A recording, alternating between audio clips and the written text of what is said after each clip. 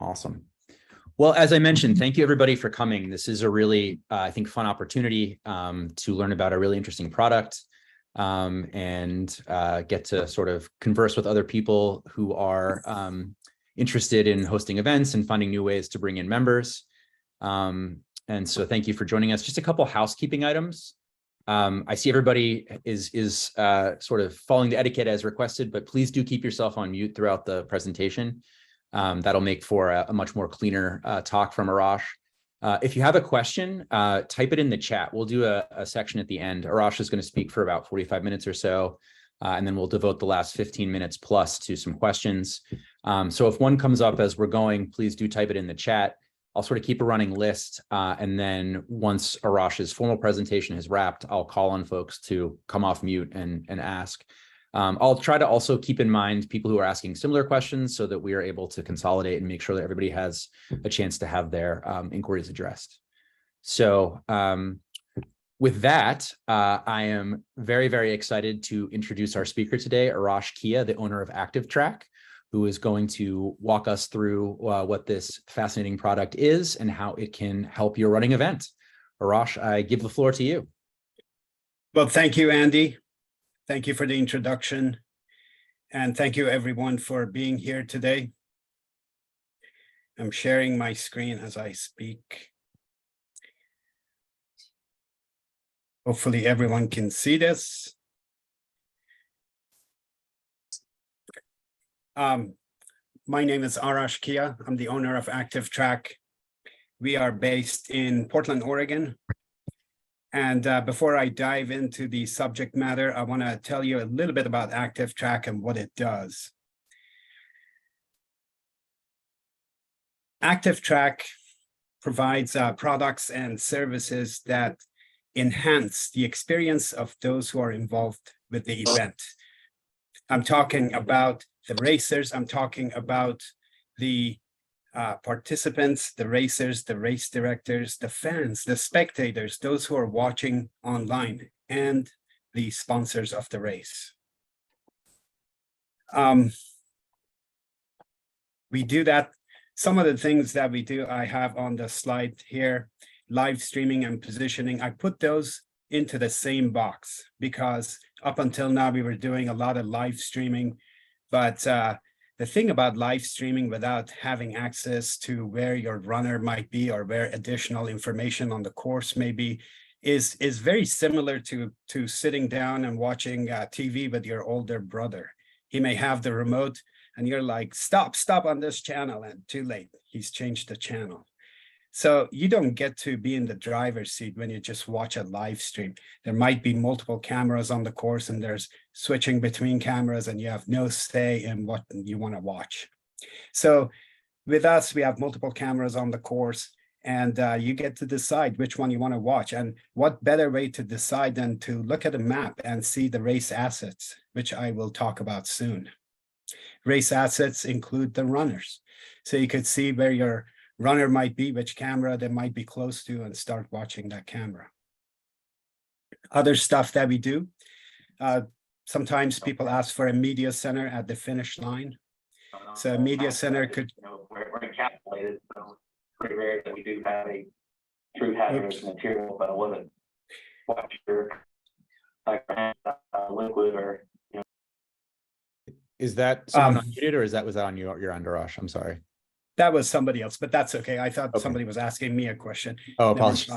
No worries. I'll get back to the presentation. So media center at the finish line.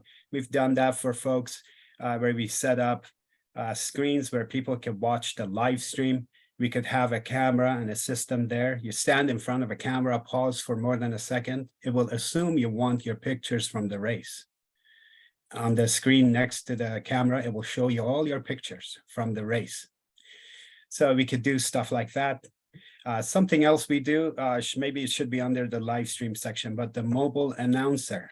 So you could, I have friends who MC and announce at races. They tell me they kind of run out of jokes. They run out of things to do when people leave, like the start line clears out and there's nothing to do. Well, with us, you could go up and down the course. We've done that, point-to-point races our announcer goes to the start line. It's not our announcer, but the announcer goes to the start line, covers it, goes down 5 miles, covers that, goes to the half marathon, interviews people. Half marathon starts a little after the marathon, and they're 13 miles down the road. So she talks with those folks, and then goes to the finish line and covers the rest of the race, maybe some of it from the media center itself, and then to the finish line. So stuff like that we could do. We could do runner checkpoint video. The runner checkpoint video is basically when a runner crosses our checkpoint. You know how you could get a text message at home that so-and-so just went by the halfway point or 20-mile mark? We could do that with video. We could send a 5-second video, 8-second video home showing the runner going by the checkpoint. So the last thing is personalized videos, since it's not the last thing, but it's one of the things that another thing that we offer that I'm covering here. Runners don't get to watch themselves on video. So what we do is create a highlight video, 20 minutes long, provide that to the race, and they post it and people can watch themselves. People can go search for their video clips. At the end of the race, we post the videos, show up, punch in a bib number or a selfie. All we do is we do facial matching. We don't care who you are. If you have speeding tickets, none of that is in play. What we care about is what your biometrics are. You remain nameless, basically. What your biometrics are, and we match those biometrics to those of the people on the video, and we flush the video clips out and provide those for you. We can even give you the edited video for the race. We could edit that, modify that, so the video that you get is personalized. So instead of having the highlights that we chose, you could actually have your own video clips inserted in there. So that's some of the things we do. At the core of what we do, you're going to find video, you're going to find positioning, and you're going to find personalization. So these are some of the things we do. Today, I'm going to mainly focus on the upper left quadrant, live streaming and positioning. I'll talk about sponsor activation. I got 2 slides on that. That's coming up. And our main focus is going to be on live streaming and positioning today. So why do we do this? How does this benefit the events? So imagine this. Imagine you have a race of 150 marathoners and 300 half marathoners. That is relatively small. Now, what if I told you that our tools and assets that we provide for the race could bring 1,000 users to review the assets that we provide for your race? That's the week before the race. Just a few days before the race, we'll get 1,000 new people to review the assets that we create for a small race like that. What if I told you those people would be from 400, 500, 600 cities from around the world? Most of them would be from right here in the US. But what if I told you all these people are going to pay attention to your race? Hundreds of new people from hundreds of different locations. What if I told you that these people would record 30, 40, 60,000 viewing minutes on the live stream, that they would spend upwards of 25 minutes per user studying the assets that we create for the race before the race even happens? Is that of value to you? Do you have a message that you could send back to the people and tell them about your upcoming calendar? Tell them, hey, you're watching the live stream. Here's a coupon. Go buy your runner top from our store. Can you say something about your upcoming events that might be special? Maybe you're going to have a great barbecue after your 4th of July race. You want to talk about that. That's the time to do it. So we can actually do that. And I'm going to take you through the data for it. Before I do that, I want to talk a little bit about our positioning. I like our maps. They're custom made. And I want to tell you a little bit about it because our maps are a visual aid. You could build them up so much that all the information that a racer would need would be on the map. Two things about the map. Everything is defined as a group. Your volunteers are a group. Your med team is a group. The ham radio guys, that's a group. If you don't have any, no problem. Don't define any. Even the location where the buses pick people up and take them to where they park their car, or where the award ceremony is. There's only one location, there's only one award ceremony, but we all define those as a group. And I'll tell you why in a minute. Our maps have static and dynamic assets. Static assets you could define even on a Google map. You say, here's my bathrooms, here's my mile marker. Here are the location of my volunteers, and they're not going to move, they're going to stay put. Here's my start line, my finish line. There are tons of things you could define as static assets, and they will remain on the map. The turnaround points, all these things stay on the map. Dynamic assets move. We track them through cell phone. So everybody would download a tracker, and it would chirp, and we would decipher their ID and punch them onto the map. Things you could define with dynamic assets. Your lead vehicle, would you like to know where the lead runner is? The reason I tie that to the lead runner is good luck getting elite runners to carry cell phones. They probably won't. But then some of the late arrivals, some of the folks who are going to go slow, they will likely have their cell phone. You could create a group that says bottom 5 runners, and it will show them on the map. Your sweeper car, it will show it on the map. Our announcer, it will show it on the map. So some of these things are going to be there. Volunteers, define them as a group, V1, V2, V20. All these guys will be popping up on the map. So the assets, dynamic assets, you could show them on the map. They will be moving. If you run into a situation where the runner or the person carrying a phone does not connect to a tower, the avatar on the map is not going to move. So it will stay put, and we're going to change the color. Right now, nothing happens, but I will change the color of the avatar to indicate that there's no connection so people don't panic.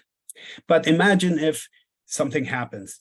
All of a sudden, you get a message, runner down mile 16, and you look at this map and you say, wow, I got a med team at 15, mile 15.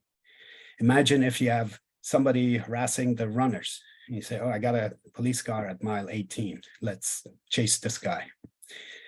So there's so many things you can do. The maps are a great visual asset. They also provide information to the fans and spectators. They can see their runner right there on the map. They can see which camera the runner is close to, tune in, and watch the runner go by.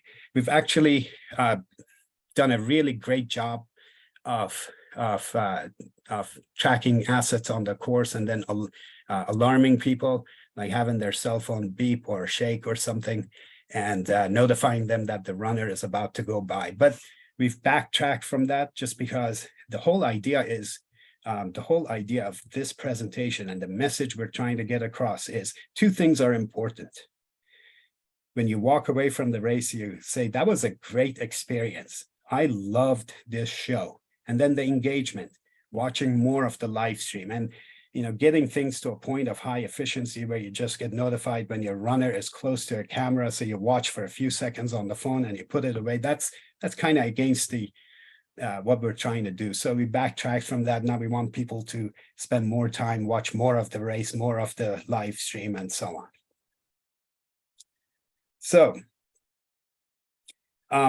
in case this is fuzzy, oh, there's one more thing about the map, I should say. There is a link here. Feel free to click on it. It's just a first rev of our emojis that we dropped on the map, or icons. They were free. Things are a little bit different now, but I put 3 assets on this map. You could, one of the features that I should mention is you could check assets in. So group of 8 stations, you could click them in or click them out. So you could filter things in and out of the map. Suppose you just want to see where your med teams are. And this map is cluttered with 800 runners and all these other assets that you've placed on the map. and you're like, man, I can't find anything. So you could filter things out and just look for your med teams. Our cameras. So on this map, I have 3 assets: cameras, runners, aid stations. If you look at the map on that link, you're going to see the runners are moving, the aid stations and cameras are put. However, in real life, our cameras do move. Our live stream is very light, mobile, and we move around the course on the back of a motorcycle, on a bicycle, scooter, what have you. So let's talk about the engagement strategy that we're so proud of. So what is this engagement that is attracting so much attention? These are some of the assets we provide through ActiveTrack that draws attention to the course. So before the course starts, we provide some assets that people show up and view. We provide a good show with our live stream. We have sponsor activation on that live stream, and then we create the highlights video after the race as a souvenir for the runners. So let's look at some of these. Pre-race. We get somebody to drive the course, they capture the video from the course, and then we hang telemetry data from it. Okay. We also define this, the initial steps of this fancy map that I say will eventually, over the course of a week, becomes a great visual aid. So we take the initial steps in creating and defining this race map. And people are smart. You want them to know where the award ceremony is. Grab the trophy emoji, drop it on the map. It's a drag and drop. Just grab it and drop it on the map. People will know. You have showers after the race. Just grab the shower emoji, drop it on the map. People will know. Okay, so map with the race assets. And then once we define the map, the elevation chart is also created. The elevation chart and the map work hand in hand. And if you drag your mouse on the elevation, you see where you are basically on the map. So let's look at what it looks like. So here we are. Lower left is basically the actual video of a race course. We put telemetry data on it, give people information. These folks who are signed up and registered for the race, they are eager, they are hungry for information. Some of them are not familiar with the course, and they're running a marathon. Some of them aren't even sure if they're going to be able to, finish or run through the whole thing, or what their speed is going to be. So they really pay attention to this information, to just the course video. So then we add the telemetry to it. Looking at the video on the left side, on the lower left of the screen, see the 19, that's the speed of the person taking the video. Okay, above it is a directional compass. It's pointing to, I think, 137. And then above that, we have GPS coordinates in case anyone's interested. Some of the folks we work with actually display GPS coordinates for everything, like this location, trophy award ceremony is going to be at this GPS location. So we have that there. On the upper center portion of the screen, those tick marks, if you have a marathon, they would go from 0 to 26.2. And the yellow bar there would show you how far you are into the marathon. So here we are 0.4 miles into some 10-mile course. Upper right corner, you see the route map, just like you would see in a taxi cab. It's very similar to that. Below it, you see the slope of the course at this very moment. So we are negative 2.5 down. Below the slope is our elevator. The elevator shows you how many feet per minute you're going up or down. And then in the center bottom is just the elevation chart with the yellow bar showing you the elevation at this position on the map. On the right side, it's the start of the map. You just define the start and the end points and the route, and the elevation chart pops out. Drag your mouse on the elevation, you'll see where you are on the map. But that is the map. That's the starting point that you would use to provide a heck of a visual aid to everyone, to yourself, for yourself, to the runners and everyone else. So in the next rev of the map, I know you haven't even seen or practiced with the first rev, but the next rev will have a giant eye in the center of the map on the upper border.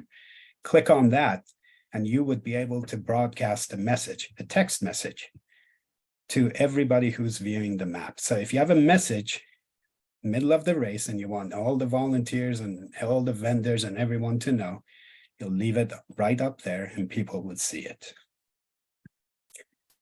Race day, what do we do on race day? Well, we have multiple cameras live streaming simultaneously. We have multiple live stream systems. We've spent a lot of time creating algorithmic wireless systems that can handle really tough situations. If you don't do that, if you crowdsource your live stream, if you just rely on the phone company to give you enough bandwidth, you will have issues. You will run into pixelation, you will run into pausing, you will run into challenges that will make the viewers upset. So to a large degree, we fixed that. In certain locations, one of our systems does not even need any cell signal to operate. We're able to create a channel for ourselves to live stream through, and it's fantastic.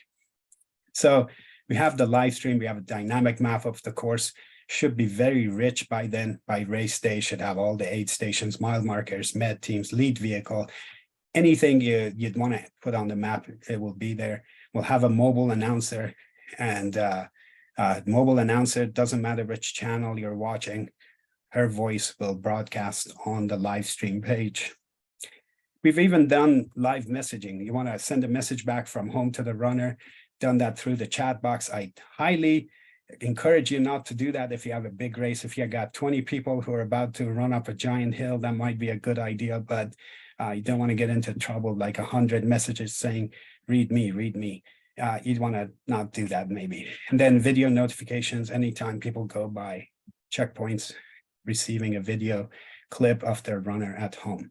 So this is what the live stream looks like. On the left side, there's a countdown timer. So before the race, you are going to see a countdown towards the start time. So the screen is black, but in reality, the actual video of the race course is right there behind the timer. Below that screen, you have your advertising banner from your sponsor. So your sponsor would put their ad there. Below the ad, you have the map. So this map right there has three cameras pointed on it. These are just examples. They're not really map of any course. And below that, you have the elevation chart. When the timer goes down to 0, the screen opens up, all the cameras you've requested for the live stream pop on the right side, and the top camera's view will be displayed. On the upper left corner of the screen, you have the race logo. It looks like a road sign, but that's really a race logo. The upper right carries the sponsored logo. Now, the upper right corner of the screen, that's a high-tech center. That's a picture within picture. So it's a PIP corner. If you have an ad you want to drop there, it'll be shown. If you have 8 pictures of a shoe and you want that corner to show the pictures and rotate through them, it will show them. It will rotate through and then kind of sign off and chill out for a while before it shows them again. If the camera is live, you will see a live button on the lower right. And then the camera name itself is on the lower left. So we place the banner ad strategically between 2 very important assets for the race. So the viewing screen and the map, this map that I really like so much. Now, let me just say the assets that we provide, the screen, the map, and so on, they are mutually independent. That means what I'm trying to say is you don't have to do a map if you don't want to. You can just watch a live stream. You don't have to advertise on the live stream. If you don't have a video or an ad for the sponsor, you just drop their logo there. It will be fine. If you don't have a live stream, you just want to show the map and the assets moving on the map, no problem. You could even do that. So they operate independent of each other. So this is what the live stream is on race day. Sponsors, as I said, activate through logo placement, banner ads. If they have a bumper ad, they could put it in that high-tech corner on the live stream. We always do live stream interviews. If you have a village, if you have a merchandise tent, if you have your vendors at the finish line, we go talk to them, put them on the live stream and show people what products they're carrying. So if there's a discount code, special offers, whatever it is, your sponsors could talk through them or you make it available right there. This is an actual video of Chuckanut 50K up in Bellingham, Washington. So the logo of the race is in the upper left corner, the upper right, again, reserved for the sponsor. And then you see the camera live. This came from a mobile device. So the screen is narrow and long. So the other cameras from the race are listed underneath the main screen. If you want to watch a different camera, you just click on it. You click on watch, and that takes over the main screen. So with Chuckanut, we tracked 50 people. We wanted to see if they would click on the banner ad. To my surprise, 40% of the people did. We only tracked 50 people, so 40% of that is only 20 people. That is pretty high. It may not be normal, but that's the data point we had from Chuckanut. Might be because it is strategically positioned, so it's in a very good spot. Both the map and the view screen pop out, so you could maximize them and to have them cover the page. And then, so that location for the banner ad is phenomenal. Post-race, what do we do post-race? Well, like I said, we go edit the videos from the race course. We put something together that people might enjoy watching. And if they're interested in getting video clips of themselves inserted in there, we could do that for them. And I have an example, but this is not a video. Zoom does not do a good job of showing video properly. So I have 3 frames from Les's race, who I saw on the list. Maui Oceanfront Marathon. We always do kind of do the race logo with an electric presentation right at the beginning. Then we show the weather conditions, conditions on the course, the actual course map, and some information about the race. And then we show the highlights that we like. And then if people want to have their own stuff inserted, they come back and we provide them a video. Okay, so let's look at analytics from 3 races. We studied 3 races. We limited the focus to video only. So we're only looking at the video assets that we provided to these 3 races. The 3 races got the course video, they got the map, they got the elevation chart before the race. Then on race day, we had our live stream, and then afterwards, the edited video. And the first one was Chuckanut 50K. Draws, if you're not familiar with the course, it is somewhat prestigious. It has a large pro field, mainly from the West and Canada. The second race, and I think there are about 450 finishers. There were 450 finishers this year. Vernonia Marathon, that's a small town in Oregon. So there was a smaller size marathon, draws mainly from the West Coast, and then the Whidbey Island Marathon, mainly from Seattle and the West Coast and Canada, and it's 3 times the size of Vernonia. Chuckanut, again, 50K, 446 people finished. Bellingham, Washington, right before 6 days before the race, Chrissy sent out an email blast, and immediately 1,200 people signed up. I mean, you got 446 runners, and you get 1,200 people signing up. They studied the assets. They spend 24 minutes per user just studying the maps and the elevations and so on. 1,200, the graphs I'm showing you are directly from Google Analytics. So they have not been edited or changed by ActiveTrack. So on race day, 905 people tuned in to watch the live stream. Again, this is a 446 person race. Here's the engagement time, 24.5 minutes, a few days before the race to study the assets. Live stream engagement time was about 9 minutes. So they would watch the live stream for 9 minutes. They'd see whatever they wanted to see. They stopped, they'd go away, then they would come back. On the average, I think they went away and came back 6 times, over 6 times. On the website, we recorded 44,000 events. This is like changing cameras, changing volume, or what have you. So all in all, 7,400 sessions were created by the people who signed up to watch the event. And in all, the live stream recorded over 47,000 viewing minutes. During the week, we recorded 66,000 viewing minutes of all the assets that were provided. People who tuned in, they were from 23 countries, 636 towns around the US and Canada mainly. So there was a large Canadian group. You can see the top 10 here. I always see Canadians, I see Australia, I see UK, France, Germany. It's like if I don't see those 5, I get worried. I'm like, oh, internet must be down. They're consistently present in the live stream.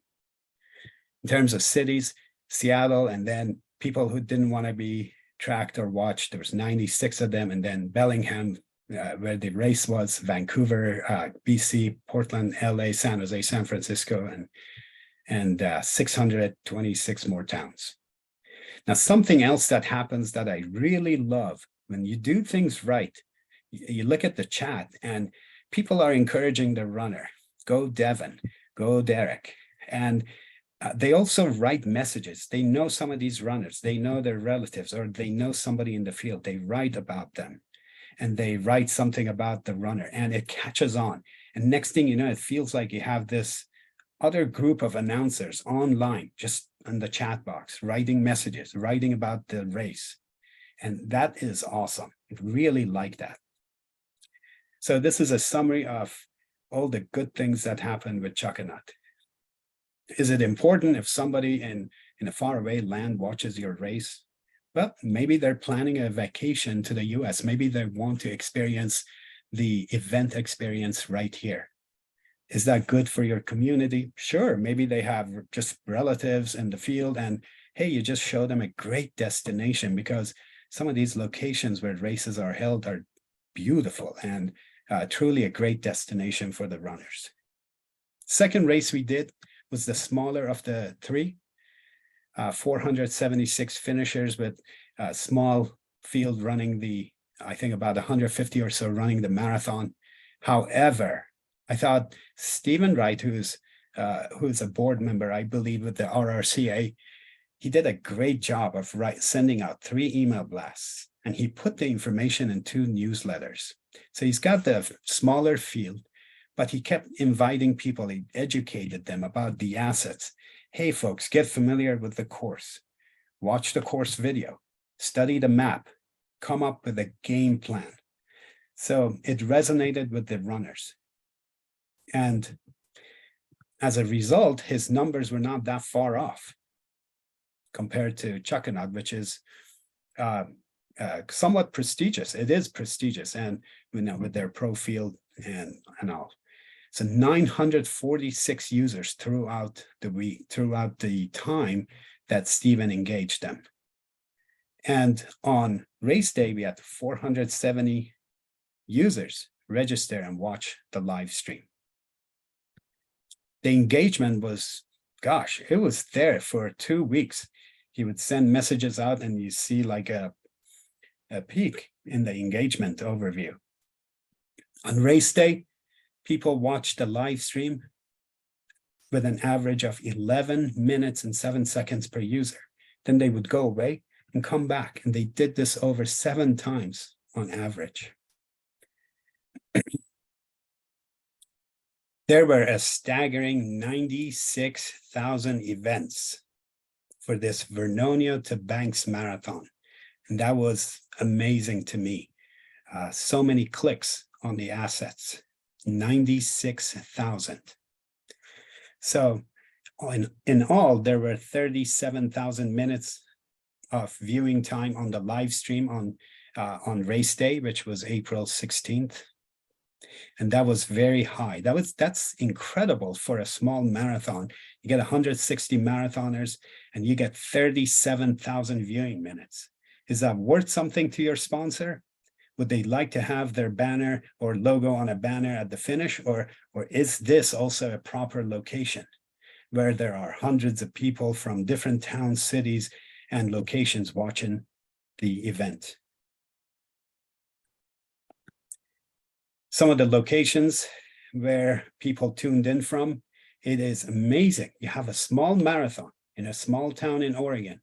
342 cities are tuning in to watch from 27 countries. Last but not least, the Whidbey Island Marathon was our last event that we did our analysis on. 189 marathoners, 634 half. He also had a 10K and a 5K. Jared was a little bit late. He knew it and he told us he's very busy and he had some other responsibilities, but his attitude was, if I don't have to do anything, I don't even want to know what you're doing, just do it. So he asked for one of the ham radio operators to drive the course. The guy did, which was very nice, sent us the video. We hung the telemetry data on it, which is on the lower right, posted that, did the map, the elevation chart.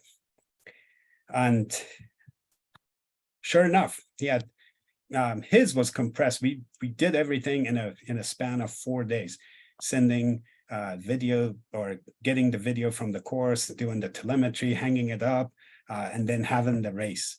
It all happened in a compressed fashion. So you see a kind of a fat peak there versus having like multiple peaks spread out. But he had 979 users in a few days sign up. 606 people signed up to watch the live stream on race day. And average engagement time, 11 minutes and 56 seconds. On average, they went away, came back 6.5 times. He had also a staggering number of events given that it was so compressed, but people studied the assets, clicking on different things, 103,000 different events happening on the website. Again, changing cameras, clicking on different assets, changing volume. I don't know what happened, but that's a staggering number. Live stream minutes, he recorded 37,000 minutes on race day. Viewers, gosh, 606 cities from 35 countries. And that's amazing. I mean, there's somebody from Ukraine watching, which was amazing. And it's just hard to believe that so many people are tuning in for a small race in the state of Washington. Finally, let's want to show you some testimonials. First, chucking out 50K. Chrissy is one of the nicest people you'll ever meet. Gave me a very nice note, invited me back for next year for the 30th running. Whidbey Island Marathon, I think Jared is confessing to just not getting everything about what we were going to do and then really liking the results and saying, hey, next year we need to plan further out and do more.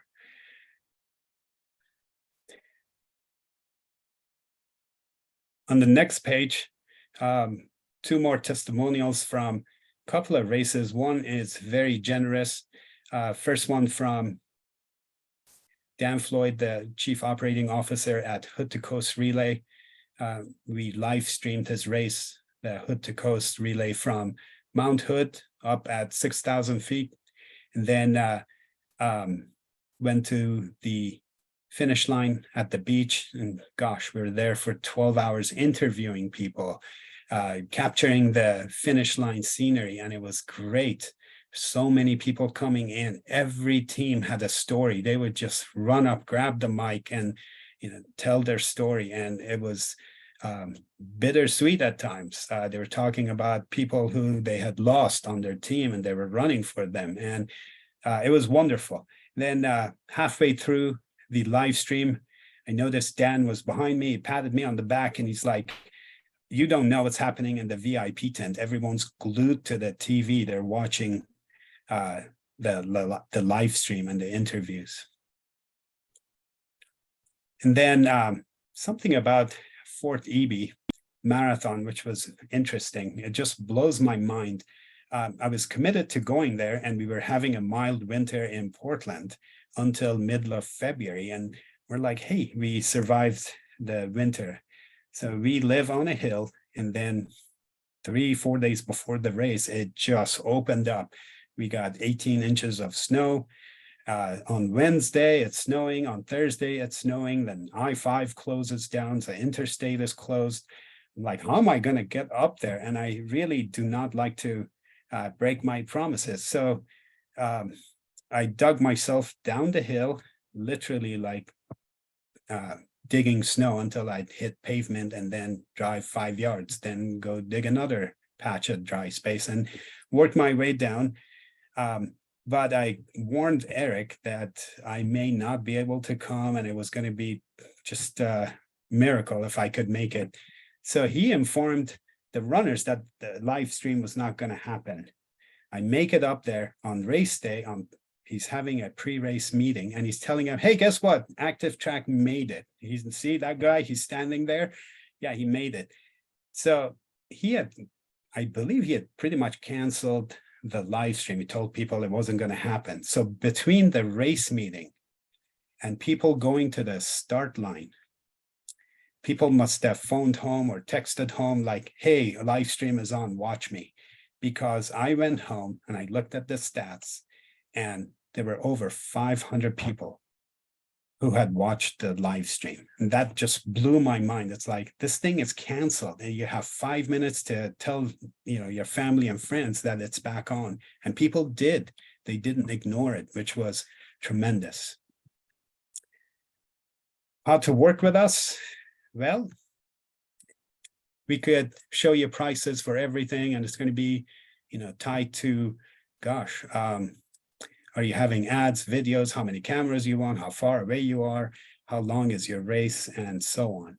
Or the easiest way to work with us, if you have a sponsor and they'd like to advertise on the live stream, you're good. We will live stream your race and provide you the map for free. We also have a program if you support our corporate sponsor. Our corporate sponsor produces event shirts and other assets for the race. They have a very nice shirt set aside for this program. This shirt, probably don't know what I'm going to be talking about, but it's a jacquard mesh. If you go to a fancy running store and get a mesh shirt, it might be a jacquard mesh. So it's a retail grade from a retail factory. It's a very nice product. If you're able to source your event shirt from them, it will be in stock in the US. So if you do that, the live stream again will be free. We'll provide the map and the stream. If you are a timer, tech savvy event manager and the like, we'd love to hear from you. At the end of the day, we could field one team to go to a race and do the job. But if we could easily provide streaming pages for everyone with backend management tool. Our tools are very nice, easy to use. You basically tap into the domain that we've provided with QR codes. You want to activate something, QR code. You want to activate something else, QR code. And super easy to work with us. Now, behind me, I have two of our mobile systems. There's a green box over my right shoulder. That's one of our mobile systems. There's also a black backpack. I love the backpack. I feel like I'm using it more and more. I can hop on a bike. I could stream from my bike with the backpack on me. Very easy to use, very powerful system. It's algorithmic, it's got software, hardware, a computer, and everything you need is in that backpack.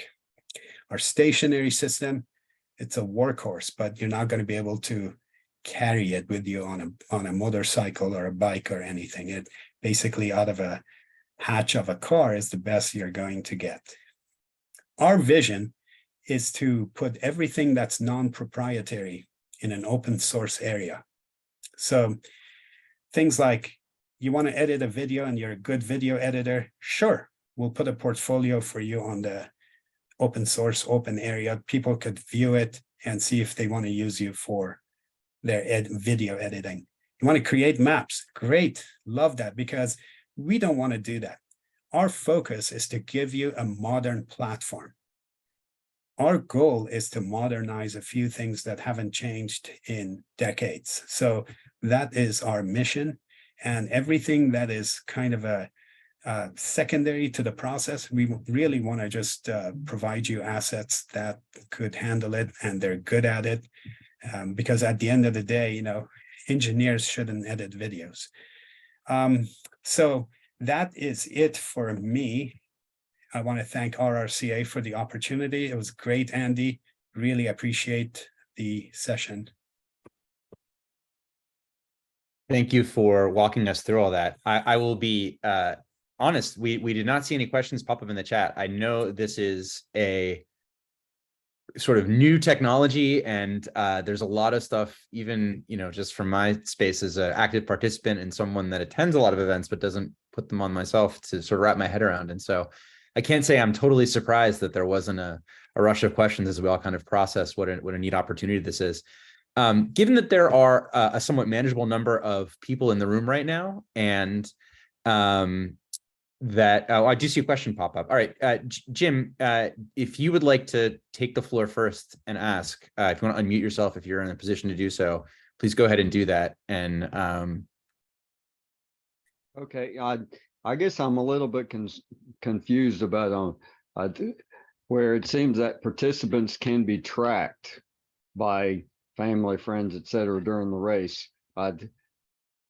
So that means that cameras have to be placed at specific locations too. Is that how it works? It's two separate things. They can be tracked by signing up to be tracked, in which case we give them something that they could put on their cell phone, a tracker, and then the cell phone acts like a beacon, and they would have to carry the cell phone with them.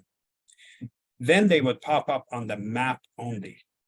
When they pop up on the map, our cameras will also be on the map. So viewers would be kind of going back and forth. They'd be saying, oh, like Uncle B is going to be really close to camera 2 in a minute. And then they go watch camera 2. So you're in the driver's seat. You get to control what you watch. It's not like the camera just tracks somebody permanently. Okay. Now, you mentioned before that more than likely the people carrying their own smartphones would maybe not be the leaders. So, which is logical. I mean, I'm not going to be a leader, but I'm not sure I want to carry my smartphone with me. But so is there any possibility to have a stationary camera at some location and then maybe tie that in?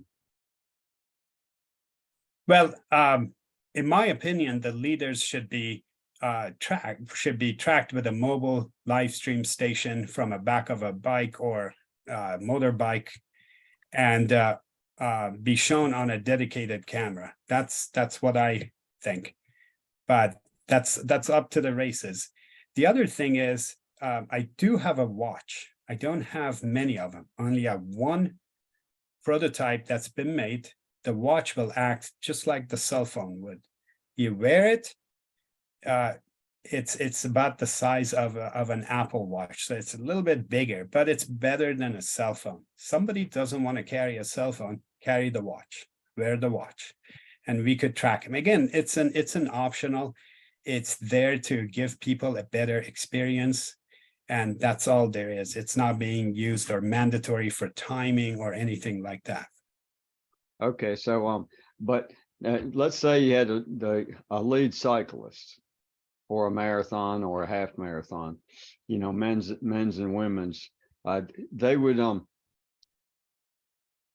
have on one of those backpacks that you spoke of previously. The cameraman would have a backpack on, and it would have a camera either on a helmet or holding position to look behind him over his shoulder, and then you would see the lead crowd behind him. So that would be the idea. The cameraman would carry the backpack. Backpack is right behind me, super light, super small. And it's got all the hardware, software, the computer. It's got a small computer on board, the antennas, the ports, everything is in there, the power source. It's an independent system. But if you did that, let's say for marathon male, marathon female, half marathon male, half marathon female, then each of them having a black backpack could get pretty pricey, correct? Well, that would be 4 dedicated station, if that's what you like to do.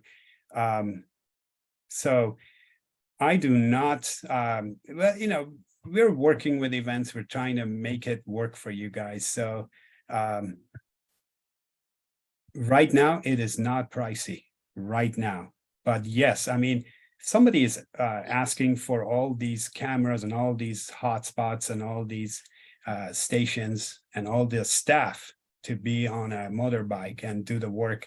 I imagine it's going to get pricey. However, I've seen live streams that go close to 6 figures, and for what you just talked about, I don't think you're going to even hit 15,000 for a very busy, many cameras on the course with streaming from bicycles and tracking and all that. The feedback I get from the race directors is, I really don't care about the price because somebody else is writing the check. But again, you know, it's like, wow, what if that person found out there was a much cheaper option? Again, people in our world are in control. You decide which camera to watch. You decide how to maneuver around. You find your assets on the race course and track them with the camera. So you're in control. Well, and my philosophy too is that some of our races that we will have a big sponsor. And I mean, like say for kind of a big event. And let's just say they might sponsor us to a tune of 10 to 20,000. When we manage our race budgets, we try to do it with without using the sponsor money if at all possible, because you know, businesses go up and down, and it could turn out that at the end of the day they're not able to make their commitment, and there might be a written agreement, but you know, obviously we don't want to take a sponsor to court if things aren't going real well for them. You know, it doesn't really benefit them. It doesn't benefit us. So we look at it, or hopefully most of us look at it, that we want to be responsible with whatever the sponsor, how much money the sponsor has given us. We want to be responsible. So I don't know, at least personally, I don't look at it as from the standpoint that, well, I'm not writing the check. I think I like to be responsible. However we get the funds, I think we owe that to the sponsor and the participants. I agree. I wholeheartedly agree with what you say. Jim, thank you for the thoughtful question. I think, Arash, maybe you can share your email in the chat. So if there are extended exchanges we want to have, or you know, some way to continue these conversations so that we can involve other folks who had a couple questions. I see that Chuck has a question in the chat about event size. Chuck, if you wanted to jump on and ask Arash about event size, the floor is yours. Yeah, how many runners can you actually track at one time? It seems like that map would get pretty crowded if you had, say, 20,000 people. So I haven't had the opportunity to track that many, but right now we limit the number of trackers to 1,000. And that is mainly for our sake, to keep things manageable. Very correct. If you get 20,000 avatars or markers on the map, that would be a very busy map. But you have the option of filtering people out. And people who get access to the map and they're watching the map from home, they can only track their own asset. So we don't let, just for safety and security, if there's any malicious intent, we don't want to go through that. So when somebody signs up for the tracking, they get a QR code through email and they send that to whoever they choose. So your wife signs up for the marathon, she gets an email with the QR code, she decides who she wants to see her. She forwards the QR code to her viewers, and those folks with the QR code click on the QR code and the map will come up and she'll be positioned on the map.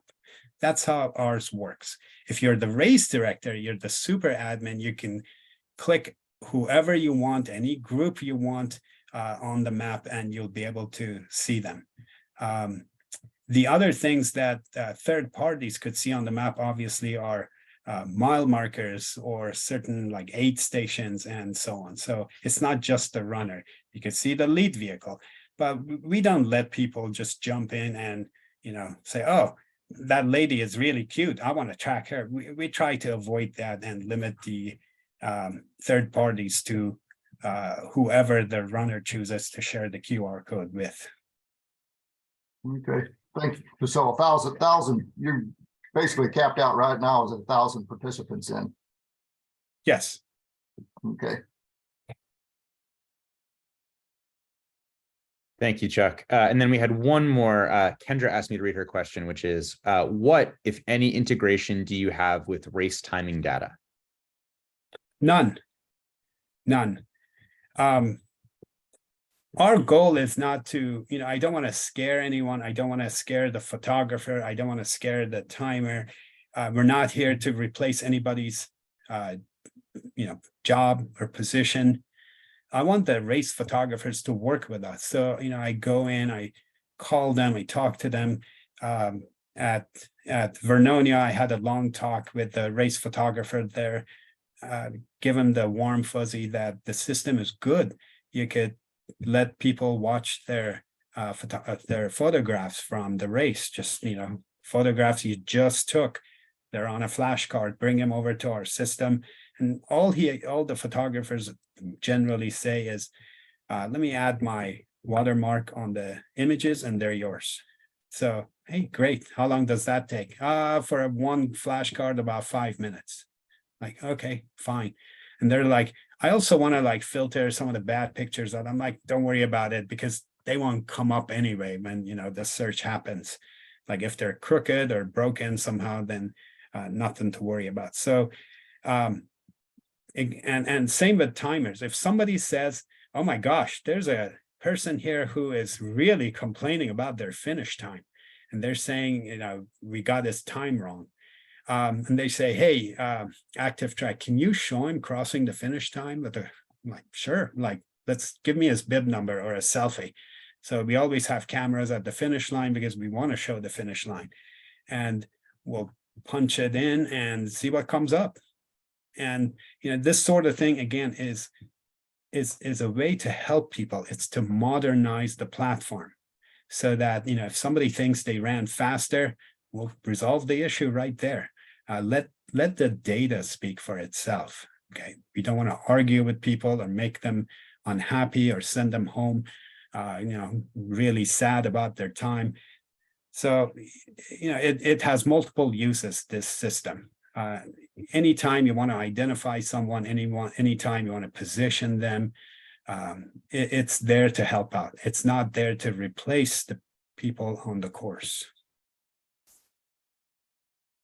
Thank you, Arash. I think that is all the questions we had, and we are at about an hour. So I will give a quick pause here. Any last questions anybody has? Anyone want to chime in? Okay. Well, with that, Arash, thank you so much. We have recorded the session, so I will absolutely follow up with a video of this. So anybody who wants to watch, or anybody maybe who missed it that you want to share it with, we can certainly do that. Arash, any final words? No, thank you very much, everyone. And if you have any questions, feel free to reach out to me. I am booking events. I got availability for summer and the fall. So feel free to reach out, and we'll be glad to hear from you. Thank you so much. And thank you so much, everyone.